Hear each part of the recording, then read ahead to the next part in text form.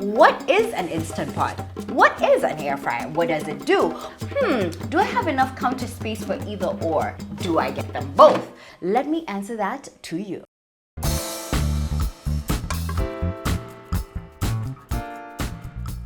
Smart cooking gadgets are supposed to make your life softer. Say it with me 3 times and probably an air fryer is gonna pop up in your living room. Okay, I'm joking. But smart kitchen gadgets and me tuko hivi. Softer, softest, okay?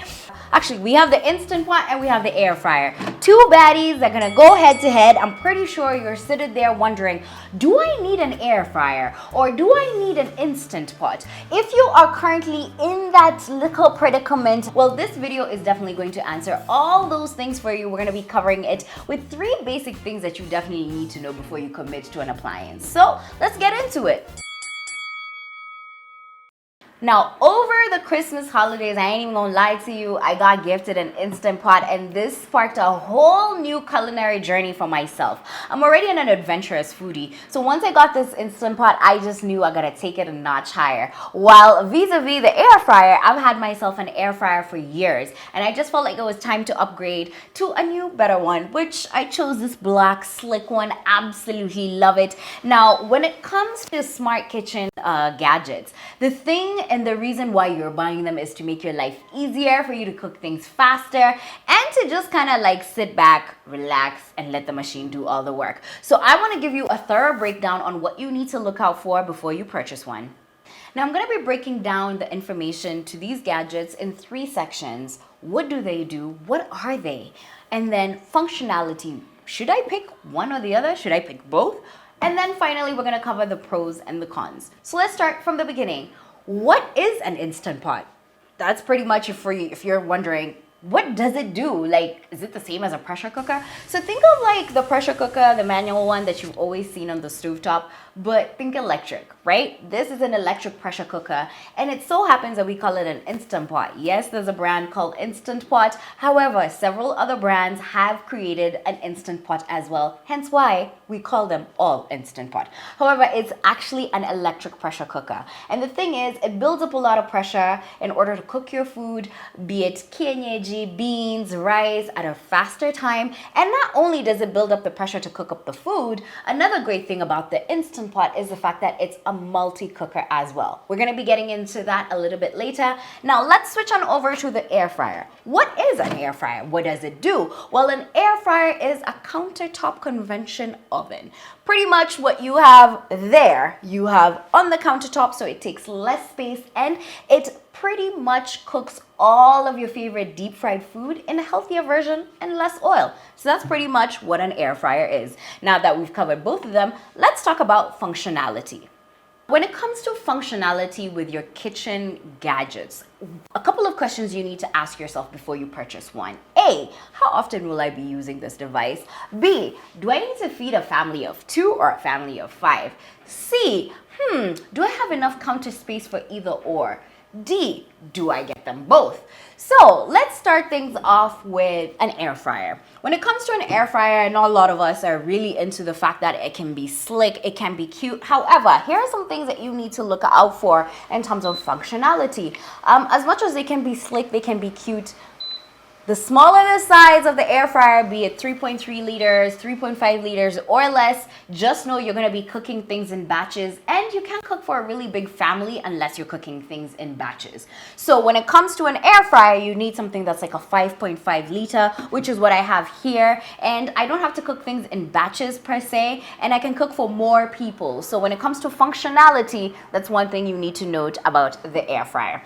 Now, when it comes to the electric pressure cooker, I'm pretty sure you're wondering, do I need one? I'm only one person. Well, I would say get the smaller size, right? But if you have a family of 5, you need to cook a lot of lentils, you need to cook a lot of pilau, a lot of rice, a lot of tougher cuts of meat, longer. I highly recommend this. Here's why. You can cook a lot more food. The good thing is it keeps food warm for a longer period of time. So if you cooked something in the morning, for example, later on in the day, it will still keep keeping the food warm for about 10 to 12 hours, depending on the make or the brand that you have.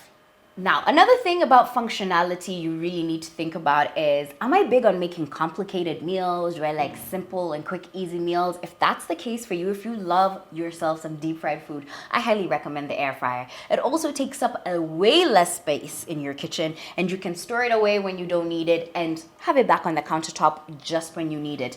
Do remember though that it cooks the food with like super hot heat in there, of course, and things get crispy really well. However, it does not keep things warm like its counterpart over here, the electric pressure cooker.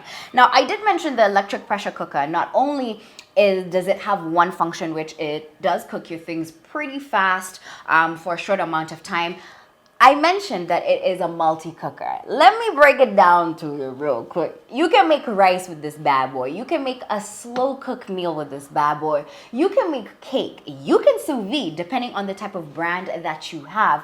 And to top it off, you can also make cake with it. There's a tons of functions you can make with this electric pressure cooker that you unfortunately can't make with the air fryer. So that's just something that you need to note before you purchase either or gadget. This one tends to do more than this gadget does. Now that we've covered what is the gadget, we've covered functionality about the gadget, let's get into the pros and cons of each device. Starting things over with our electric pressure cooker when it comes to pros, let me tell you something about set it and forget it. This is just one of those things that you can cook something in it, set in it, forget about it. If you have errands to run, if you have things to do, kids to take care of, if you're trying to enjoy a siesta, this is just one of those things that come in really, really handy for you. You can set it and forget it. And then I mentioned in the functionality a little bit earlier that this is a versatile baddie, right? You can cook so many things with it: rice, stew, and tough cuts of meat take short amount of time, so you're saving up on gas as well, especially if you cook things on the stovetop. So when it comes to pros, this one definitely, I have to say, the set it and forget it, the fact that you can cook a ton of stuff with it outside of just like pressure cooking is a win-win in my book. Now, on to the last pro that I have for this is the fact that meal prep becomes so much easier. If you have a big family, cooking for them makes it so much more easier. Or if you're looking to like batch cook, this baddie comes in handy. On to the cons. Let me tell you something that they don't say out loud. When it comes to an electric pressure cooker, fine, the recipe will say it's gonna take you 7 minutes. Not really. It's gonna take you a little bit longer. Unfortunately, it's not as instant as they claim, mainly because of the fact that pressure has to build up. Sometimes you have to saute things before you, of course, add in your liquids and cook stuff. So that is definitely a huge con. Prepare yourself for that.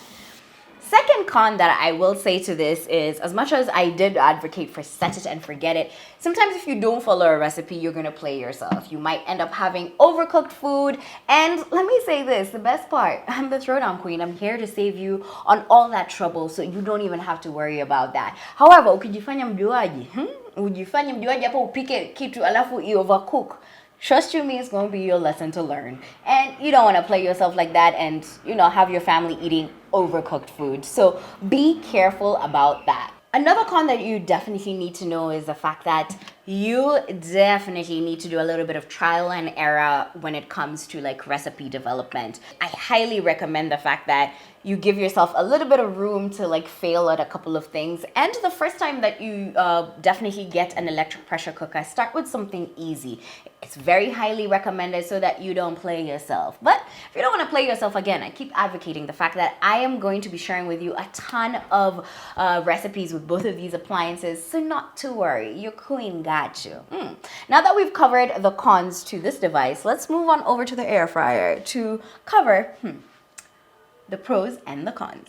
First up on the pros, let me tell you something. If you are looking for an oven on the countertop that will have your food ready in minutes, you need it in your life. Why do I say it? It's much faster, much more efficient, doesn't take as long cook time as the oven, and your stuff is very crispy. And the best part is it's very convenient. You can keep opening it just to check on it. Unfortunately, its counterpart here, the electric pressure cooker, once you've already set something to cook, you can't keep opening it to check on it like this counterpart over here. Another thing is all of your favorite deep fried food become healthier. Trust you me, you're using way less oil, and there's so much so many items you can cook with the air fryer that you possibly deep fry. Trust you me, this appliance comes in handy for that. Another great pro that this appliance air fryer has is the fact that the smaller it is, it's much more compact. It can fit pretty much anywhere, and you can take it anywhere with you that there's power, and you can cook with it. You're pretty much saving up on a lot of space. And also, this device is like riding a bike. Once you get into the groove of things, it is impeccable. And why do I say that? It already comes in handy with a lot of presets. The smarter the gadget, the more presets it has. So you're going to be taking out a lot of guesswork from your food. Not to say that the electric pressure cooker doesn't have any presets. It of course does.